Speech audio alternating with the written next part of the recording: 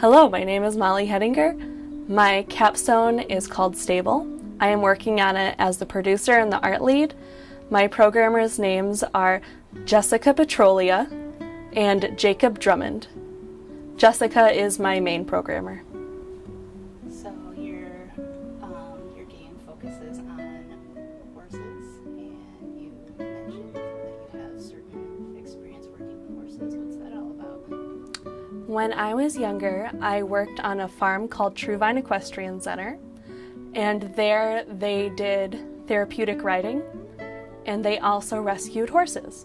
So they would go to like an event where you would buy horses, and at these events they have some things called kill pens. So basically in the kill pen, they have pretty cheap horses that are usually like lower quality, and if someone doesn't buy them, they're usually, not gonna live much longer. I don't know exactly what happens to them, but it's not life.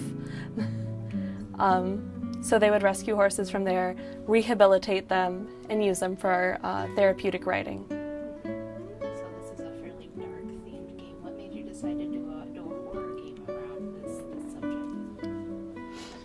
Well, to be quite honest, I sort of like getting a reaction out of people. I also really love making monsters, and I love making symbolic monsters. So like my final boss is this decrepit horse with a big mouth in its stomach and eyes and its shoulders, and it's crazy, and it's representing what the horse might see itself turning into or has seen others of its kind turning into after being abandoned and going through a lot of sort of wear and tear and probably death. So there's almost like a therapeutic kind of quality to the journey that the horse goes on, isn't there? I think if I took the game farther beyond the first level, as you rehabilitate it, its trust meter goes up, which is basically its experience.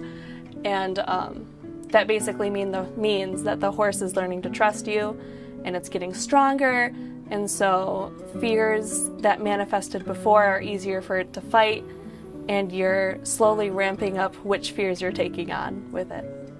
So would you see yourself doing more games or projects in the future that kind of follow that sort of like rehabilitation theme, or more do you want to angle more toward horror? Well, I could see myself working on more games like this in the future. I do enjoy making monsters and creatures. Basically, I like making a game that takes out a lot of emotion of people, gets a good reaction out of them, makes them feel, teaches them maybe something. Not a lot of people know about therapy horses, or horses are usually seen as more of a tool in games rather than actual creatures, which is part of what inspired me to make it. I know to a lot of people it probably seems a little bit silly, it's a horse game, but I also think it could be used as a tool to let people know that horses have emotions. They're basically giant dogs. They're very intelligent. They're creatures. Like, I think you could probably make the same game with cows. Cows are just cows, but it would be twice as silly, but it would still be something you could do. That's awesome. Were there any difficulties that you ran into when you started producing this that you didn't think that you would encounter when you started the project? I ran into a few different difficulties. The main part being that my main programmer wasn't able to get into Capstone with me. So we weren't able to do as much of the game because she, of course, couldn't commit the same time commitment that she could if she had been in Capstone with me. But that couldn't really be helped. Other issues were just doing really weird anatomy that I had designed. Like, I re-topoed an eye into a shoulder. I had to figure that out. I also retapoed mouths into stomachs and back of heads, and I had to make a tentacle work. I didn't know how to do that, which that was like the easiest thing in the world, I'm just gonna say. Yep, just a lot of things I had never experienced, but had enough sort of skill to be able to follow through with. And if you could have gone back and given yourself some advice before starting this project, is there anything you would have done different? Any other parameters that you would have tried with that? If I could go back to the beginning of Capstone, I would tell myself that it would all be all right, not to panic, everything's fine, and I would just try to encourage myself to keep with a task list, to take some time to sleep every night, to take care of yourself, because really if you're taking care of yourself, you're doing better and faster work overall, and then you're healthier and you're a little less depressed, so that's pretty good. I would tell myself that it's okay to ask for help, it's okay to ask for critique, that you should do player testing earlier than you think you're supposed to. Like, that's very helpful. Yep, that's what I can think of. And what were some of the technical parameters of your project? Like what engine did you end up making it in and doing most of your character modeling in? So my process was that I would design the silhouette of different creatures.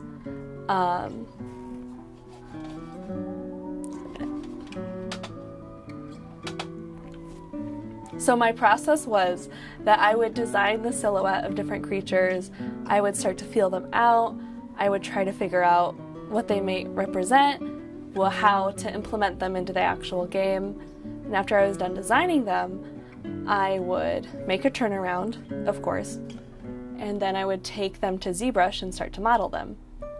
After that, I'd retapo and texture and bake in 3D Coat. Well, actually I baked in Substance Painter because baking in 3D Coat is interesting. And then I would rig and animate them in Maya. The entire game was done in Unreal 4, although at first we started in Unity, but we changed over in case I, as an artist, needed to do anything more advanced programming-wise. And is there anything else that you'd want to add that maybe highlights the project that stuck out to you, or anything that you would want anyone else to keep in mind about it that you wouldn't necessarily be able to tell them in a normal capacity?